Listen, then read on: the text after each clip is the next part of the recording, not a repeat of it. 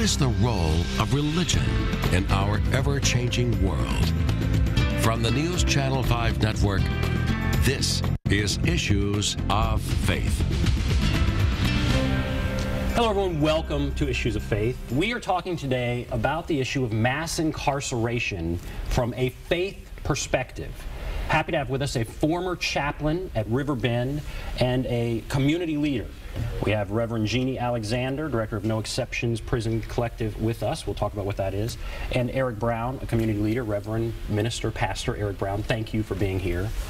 All right, in your bio, it says you preach often about issues related to mass incarceration. What is your message? When you preach, when you go before a what is your message? I think the message is that so often within the dominant culture, the message of Christianity as we understand it today, and that's where I operate from, is from a Christian perspective, is that it's kind of a cheap grace. You know, we don't talk about the harder issues.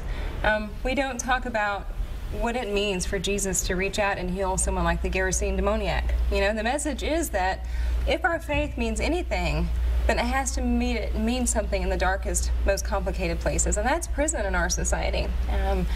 And what does it mean to be a nation that professes a religion, you know, broadly, of compassion, of redemption, of love, of reconciliation, but to cage 2.3 million humans? I mean, how do we reconcile this very real paradox? And I think what it means is that we often aren't serious about our faith when it's hard to be sometimes. And how was being a chaplain at River Bend for 3 years, right, how did that help bring you to where you are now? Oh, wow. I think that it was, I know, it was certainly the most profound religious experience of my life, in that, you know, so often there are people who are so well-intended who will go into a prison environment because they want to bring God into the prison. And my experience is that God was in the prison everywhere, that grace was alive, and that there was pain, and there was conflict, but there was beauty, and there was grace. And that's where I really learned what it means when we say Imago Dei, that image of God is present in every human. And in every human, regardless of race or gang affiliation or religious affiliation, every Christian, every Muslim, every Hindu, that's where I most profoundly came to experience and understand God.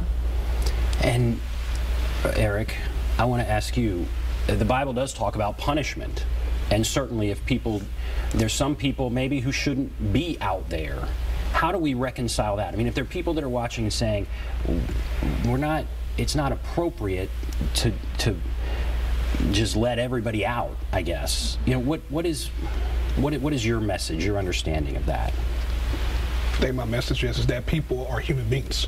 I think we're always quick to use the words as convict, prison, criminal, felon, thug, but not necessarily get to know one another in a person. I think humanity within itself is both good as well as bad.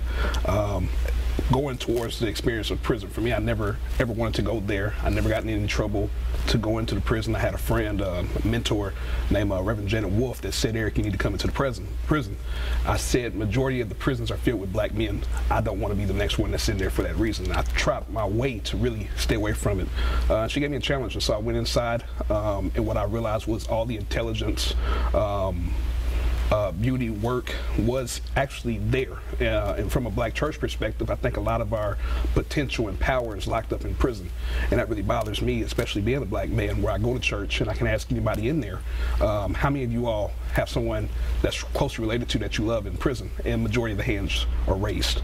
So when we talk about this word punishment, a lot of times I think that it's easy for us to stay there and just automatically make it this permanent thing, or to only see somebody based on one act, but not necessarily think of all of us have made mistakes, and all of us have done things that we just did not get caught for. Does that also mean that we get punished? And I think it's easy for us to have this good guy, bad guy mentality and not necessarily think about the fact that that's still a human being that has made a mistake, if they made a mistake at all.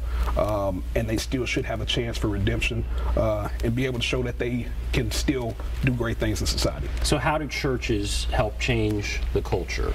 If there's a problem, you know, Are churches doing enough? And if not, what do they need to be doing? Well, churches are full of people. And I think from that perspective, you know, we can always say the church, but I think we need to go back to the point of people are the church. And in that category, at least within the black community, most people are afraid of prisons. And you already hear this negative talk and rhetoric that's going on. So would you want to? No. But I think the moment that you get to hear the other side of anything, you sit down and you make personal relationships and conversations, you see different takes. I think people should at least start with the first challenge of go inside of a prison and talk to people. At least be somewhat disinterested and just get to know and find out who a person is.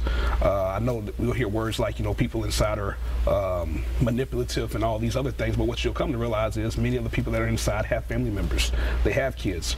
I think, and even for me, I usually go into the male prisons, but I'm even thinking about prisons that are with women. These are women that have kids, that have loved ones that are in there. So it's easy for us to have this, I guess you could say, dark, evil way of looking at people, but again, not missing the humanity that's within people. So I just think the first challenge should be get to know who's inside, get to talk to them and find out who they are. And Jeannie Alexander, so when you preach, you talk about the topic of mass incarceration as slavery.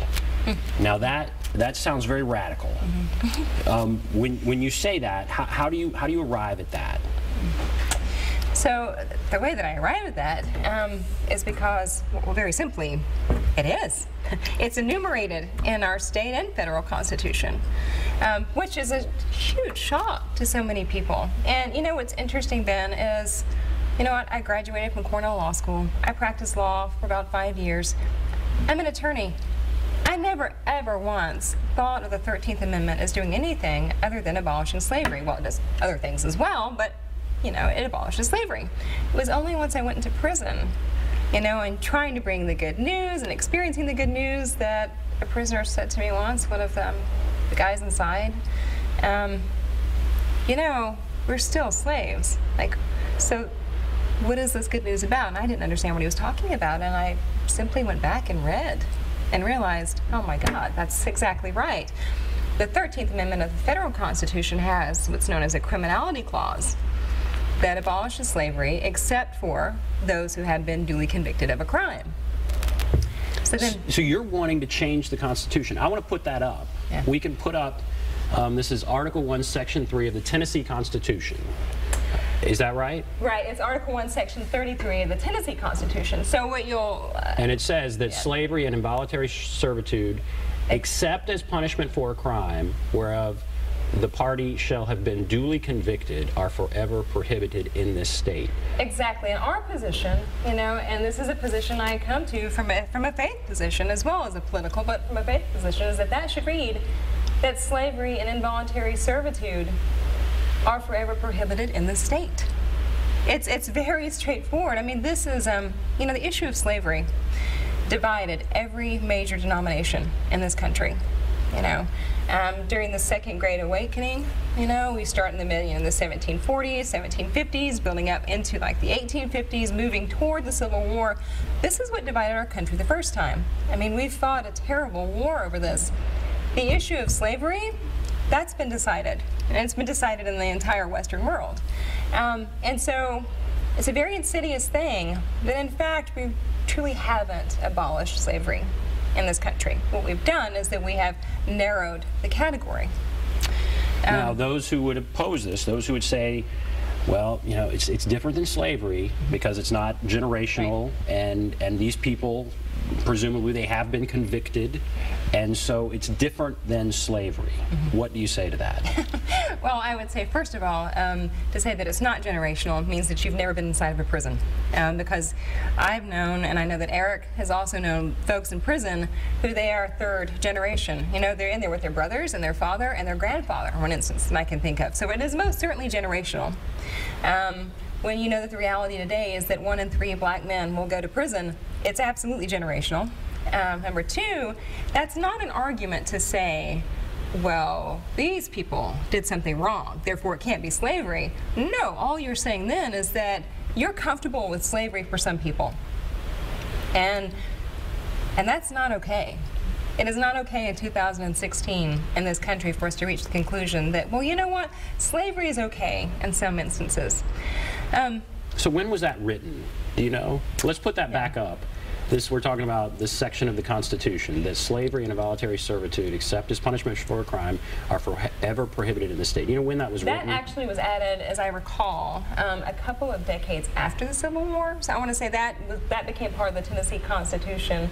Well, it wasn't a couple of decades. It was like 5 years, I think. I think it was around. So this is the 1870. 1800s. Oh yeah, that was still written then. And I also want to point out that for every other Western country, every other Western democracy that abolished slavery, no one else kept an exception. You can abolish slavery and still have prison, right? So for example, Section 1, Article 32 of the Tennessee Constitution allows for the creation and maintenance of humane prisons. I would say we're in violation of that. Our prisons aren't terribly humane, but it allows for that. So if you amend Section 33 and eliminate that language that allows for some form of slavery, that doesn't mean that you abolish prisons in this state. There's still a mechanism for social segregation. But what it means is that prisoners are prisoners. They are not slaves. You know? And so you think it's very important to change that language in our Constitution. All right, we have to take a break, and then I want to come back and ask, why do you feel it's important, and why do you feel it's important to change that language? When we talk about prison reform, this, I guess, is a place to start. Right. All right, we'll take a break. We'll be back right after this.